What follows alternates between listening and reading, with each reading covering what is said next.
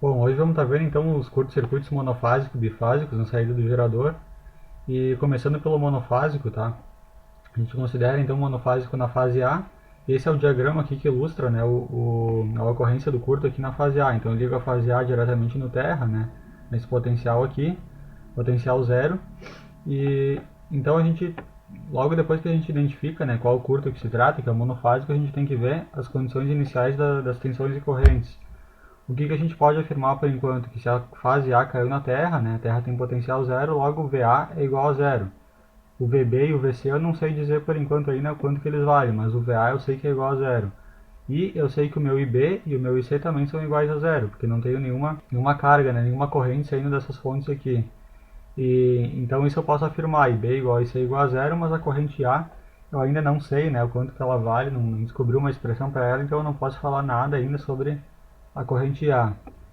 Bom, se a gente partir aqui dessa matriz aqui, né, dessa equação de matrizes aqui do teorema das componentes simétricas e aplicar o que a gente tem por enquanto, né, IB igual a IC igual a zero, então a gente sai dessa matriz aqui para essa aqui, né, onde o IB e o IC aqui foram substituídos por zero, simplesmente. E aí agora a gente faz a distributiva, então o meu IA0 aqui é essa linha aqui para essa coluna, o meu IA1 é essa linha de baixo para essa coluna, e o meu IA2 é essa linha aqui para essa coluna. Se a gente fizer isso, a gente vai obter essas três equações aqui embaixo. E a gente vai ver que cada uma dessas correntes, né, ela vai ser igual a um terço da corrente A, né, da corrente que passa aqui real aqui no curto-circuito. Então, a segunda conclusão que a gente pode chegar a partir disso é que o IA1 vai ser igual ao IA2, vai ser igual ao IA0, é igual a um terço da corrente A, né?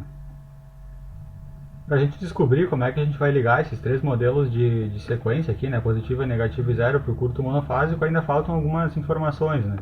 Então, se a gente se lembrar, né, da aula que a gente viu, ou simplesmente analisando essas figuras aqui, a gente vai ver que o VA1, né, segundo o que a gente já estudou, né, na determinação dos modelos de sequência do gerador, o VA1 ele é dado por essa equação aqui.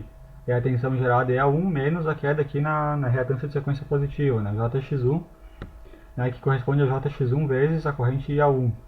O meu VA2, que é a tensão terminal de fase do modelo de sequência negativa, ele é dado por essa expressão aqui, e o meu VA0, que é a tensão terminal aqui, ele é dado por essa expressão aqui, a primeira, né? Esse 3N aqui é a impedância de aterramento. Se o gerador não tiver uma impedância de aterramento, esse cara aqui não precisa ser considerado.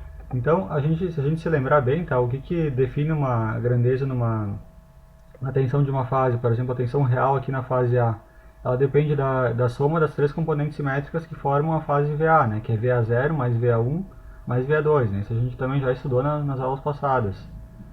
E então, se a gente pegar, tá, cada uma dessas expressões aqui está escrita aqui em cima. Então, eu vou pegar essas expressões, vou substituir nessa daqui e vou obter essa expressão aqui. A gente sabe também que o IA1 é igual ao IA2, que é igual ao IA0. Porque a gente já descobriu isso aqui nessa expressão, aqui no slide anterior, né? E também a gente sabe que o VA é igual a zero. Né? Se o VA é igual a zero, eu substituo aqui o VA por zero, logo eu saio dessa expressão aqui e chego nessa expressão aqui. Então, a partir dessas duas condições, tá? Que o meu IA1 tem que ser igual a IA2 igual a IA0, e a partir dessa equação aqui de tensões, eu posso agora formar uma ligação aqui, né, para os três diagramas de sequência, que vai ser essa ligação aqui. Se eu ligar ele desse jeito aqui que está mostrado, eu vou estar respeitando essa condição aqui e vou estar respeitando essa aqui, né? Tem que respeitar sempre as duas simultaneamente. Então ele me diz o quê? Que a corrente de sequência positiva, IA1, tem que ser igual a IA2, tem que ser igual à corrente IA0. Então, ó, se vocês perceberem, de forma que está ligada aqui, se a corrente estiver nesse sentido aqui, ela passa por aqui, vai ser igual a corrente IA2, vai ser igual a IA0. Ou seja, eu estou ligando todos os três modelos aqui em série, tá?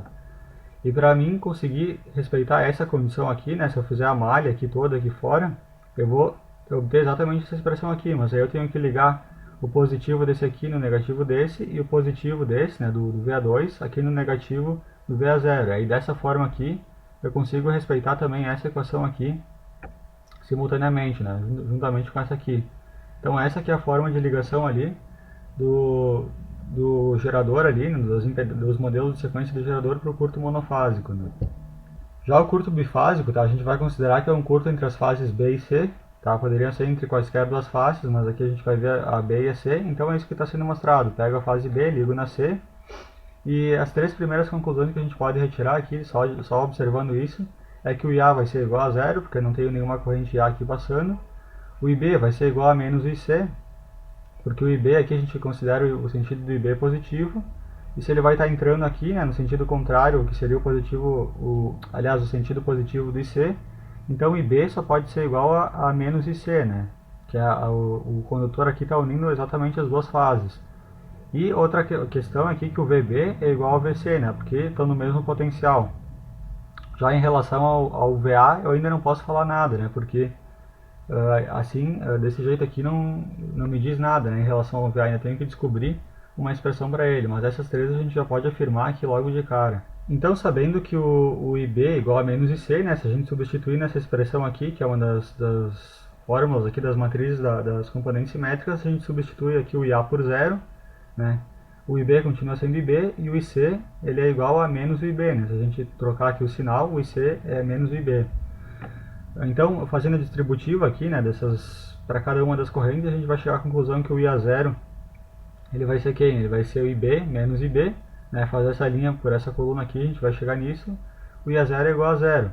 Então, ou seja, não tem componente de sequência zero, justamente porque esse curto-circuito aqui ele não envolve correntes aqui de terra, né, ou de neutro aqui que sobe por essa impedância aqui chegando no neutro. Então, curto-circuito que não envolve aqui corrente de neutro ou corrente de terra, né, ele não vai ter componente de sequência zero, né. Então, por isso aqui o IA0 é igual a zero. Já o meu IA1, tá? Meu IA1, se eu fizer essa linha aqui por essa coluna, eu vou obter o meu IA1. Aí, se eu trabalhar essa expressão um pouco, eu chego nisso daqui, né? Só fatorando ela, jogo o IB para fora. E o A a gente sabe que é 1 ângulo de 120, o A ao quadrado é 1 ângulo de 240. Então, se eu fizer essa operação aqui, eu vou chegar à conclusão que o meu IA1 é isso aqui. Agora o IA2 é quem? É essa linha aqui de baixo por essa coluna. Vai me resultar nessa expressão aqui. Trabalhando e fatorando aqui novamente eu chego nessa e substituindo, né, esse cara aqui pelo seu equivalente eu chego nessa expressão aqui.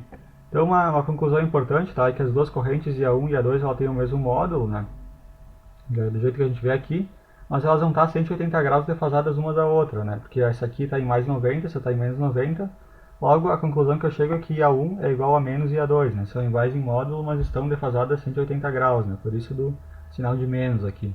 Então agora a gente vai ver a segunda condição, tá? Que a gente tem que encontrar antes de fazer a ligação aqui dos diagramas de sequência do gerador, que é a condição das tensões. Então, se eu partir dessa equação aqui, né, das componentes simétricas, e substituir aqui o VC pelo próprio VB, né, porque como a gente viu aqui, o VB é igual ao VC, um curto bifásico, então substituo aqui o VC pelo próprio VB e o VA eu não sei quanto que ele vale, então eu deixo ele aqui.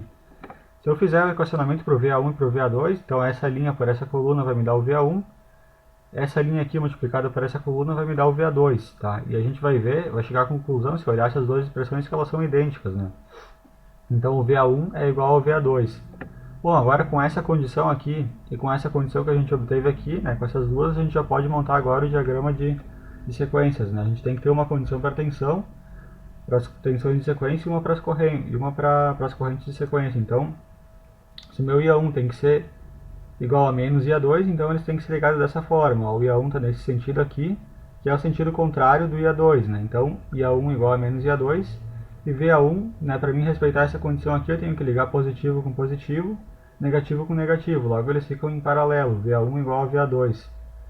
E como a gente viu que o IA0 tem que ser igual a zero, né, a gente descobriu aqui, então o modelo de sequência negativa ele fica aberto, aqui ele nem precisaria estar aparecendo, mas ele fica, né, com o IA0 sendo igual a zero, fica em aberto. Mas a partir, né, da tensão de sequência zero aqui, se eu pegar aqui a equação equivalente do VA0, né, que é essa linha aqui por essa coluna, eu chego nessa expressão aqui. Como o meu IA0 é igual a zero, então o meu VA0 aqui também vai ser zero, né? Ele está no potencial aqui do zero, né, do neutro ou do terra. Então, se eu substituir VA0 por zero nessa expressão aqui, eu chego nisso daqui. Se eu isolar o VA, eu vou chegar a mais uma conclusão importante ali, né, que o VA, tensão aqui da fase VA, que eu ainda não sabia, a princípio ela vai ser menos duas vezes a tensão na fase VB, né, que vai se modificar aqui quando tiver o curto-circuito, né. Então, agora o último curto que a gente vai estudar, que é o bifásico terra, tá? Envolvendo as fases B e C novamente, é um curto entre duas fases e, além disso, além de encostar as duas fases, ainda encosta no terra, né? No potencial zero. Então, olhando esse desenho aqui, a princípio a gente já pode tirar a conclusão de que a corrente da fase A é igual a zero. A gente pode tirar a conclusão de que a tensão aqui, VB e o VC, como eles caem na terra, o potencial deles vai ser zero. Mas a corrente IB, a corrente C aqui, ainda não posso tirar nenhuma conclusão, tá? Eu não posso dizer que o IB é igual ao IC que nem antes, porque a gente vai ter aqui uma parte de corrente aqui que vai para o terra, então ainda não dá para afirmar nada sobre o IB ou sobre o IC, né? Então essas condições aqui são nossas condições iniciais para construir ali a ligação dos modelos de sequência. Então a primeira condição que a gente vai obter é a condição para as tensões dos modelos de sequência, partindo dessa equação aqui clássica, né, que a gente já viu. Se a gente substituir o VB e o VC por zero, a gente sai dessa equação aqui e chega nessa daqui, tá? E aí se a gente fizer as distributivas aqui para descobrir o VA0, o VA1 e o VA2, a gente vai descobrir que o VA0 é 1/3 de VA, o VA1 é 1/3 do VA e o VA2 também 1/3 de VA, né? Ou seja, VA0 igual a VA1 igual a VA2. A primeira condição ali que a gente vai ter é que os três aqui, né, as três tensões aqui, elas vão ter que estar em paralelo, vão ter que estar na mesma condição, né, no mesmo valor. Só que a gente ainda não descobriu uma condição para as correntes de sequência, né, como é que elas têm que se comportar. Então, antes, né, de fechar nesse modelo, de fazer esse diagrama, a gente tem que conferir aqui a condição das correntes. A gente sabe que a corrente em qualquer fase, aqui por exemplo na fase A, né, como a gente trata tudo aqui em termos da fase A gente sabe que a corrente A aqui ela tem que ser igual a IA0 mais IA1 mais IA2. Mesma coisa se fosse IB, seria IB0 mais IB1 mais IB2 e a mesma coisa para o IC, né? Como a gente sabe que o IA é igual a zero, né, porque esse curto ele envolve as fases B e C, o meu IA é igual a zero. Então eu substituo aqui o IA por zero e chego na segunda condição aqui, para mim poder agora sim fazer a ligação ali, né, dos três modelos de sequência do gerador, né, para o curto-circuito bifásico terra. Então, se vocês perceberem, tá, do jeito que está ligado aqui, eu vou estar respeitando essa condição aqui e vou estar respeitando essa aqui simultaneamente, porque IA0 mais IA1 mais IA2 tem que ser igual a zero. Então se eu fizer a soma vetorial do IA0 aqui com IA2 aqui, com IA0 aqui, né, a soma das correntes que entram no nó aqui tem que ser igual a zero, né? É exatamente aqui a aplicação da lei de Kirchhoff. E aqui, deixando os três em paralelo, né, positivo com positivo, né, dos três aqui, das três tensões VAs, né, VA1, VA2 e VA0, eu chego exatamente nessa condição aqui. Mais algumas conclusões que se pode tirar do curto bifásico terra, né, em relação à corrente de terra e as tensões, né, na fases B e C. A gente sabe que a corrente de terra ela é a soma, né, o de neutro ela é a soma dos fasores das três correntes, né? A soma vetorial IB, IA mais IB mais IC. O IA a gente já viu que é igual a zero, sobra só IB e C. E a componente de sequência zero da corrente, ela é dada por essa expressão, né? Se a gente olhar lá a matriz das componentes das componentes simétricas para a corrente, a gente vai ver que o IA0 é dado por essa expressão. O IA é igual a zero, né? Então eu substituo por zero. Logo eu chego nessa conclusão aqui, né? Se eu botar o 3 para lá, 3IA0 é igual a IB mais IC. IB mais IC também é a corrente de terra, né, que vai estar passando aqui por essa impedância. Então, a tensão VBN, né, que é a tensão nesse terminal aqui e entre esse terminal aqui e o neutro, ou a tensão entre o C aqui e o ponto de neutro aqui, ela é dada por essa expressão aqui Zn vezes IB mais IC, né? Ou simplesmente 3 vezes IA0, que é a mesma coisa que IB mais IC, né? E IB mais IC é a própria, né, se eu fizer a soma vetorial dessas duas correntes aqui, eu vou ter a corrente que desce pela terra e volta por aqui. Então, também é dado por essa expressão, Zn vezes I terra, né, a corrente que passa pela terra. Aqui então algumas considerações finais, né, antes de terminar essa aula, né, considerando tudo que a gente viu ali, dos estudos ali dos 4 tipos de curto ali no gerador. O estudo abordado foi relativo a curtos nos terminais do gerador síncrono, girando a vazio, na velocidade síncrona com as tensões nominais em seus terminais. As condições são as mesmas sob qualquer tensão nos terminais, desde que seja respeitada a faixa limitativa do gerador síncrono. E as impedâncias de um sistema elétrico radial poderão ser incorporadas na erradância interna do gerador síncrono e os curtos circuitos poderão ser calculados conforme a proposta apresentada aqui, né, por todos esses 4 curtos circuitos aqui que a gente estudou. Então, se eu não fizer aqui exatamente na saída da linha aqui do gerador eu curto, mas fizer ele mais distante, em algum ponto do sistema, ali a gente pode incorporar a impedância da linha, né, até o ponto onde ocorreu o curto, mas isso só se for um sistema radial, tá? Porque o sistema em anel, né, ou em malha, outras topologias ali, como o curto-circuito tem diversas fontes ali que podem estar alimentando esse curto-circuito, a gente não pode simplesmente, né, usar as expressões que foram vistas aqui, porque aqui a gente tinha só um gerador, né, e no sistema radial a gente tem também só um gerador ali, e um sistema ali com configuração radial, então a gente pode aplicar, né, essas expressões ali somando a impedância do alimentador até o ponto do curto com a impedância do gerador. E no gerador síncrono de rotor cilíndrico, a corrente de curto-circuito bifásico é sempre 0,866 vezes a corrente de curto trifásico, porque o X1 vai ser igual ao X8, nesse caso aí. No sistema elétrico em anel, o cálculo de curto-circuito é mais complexo, né?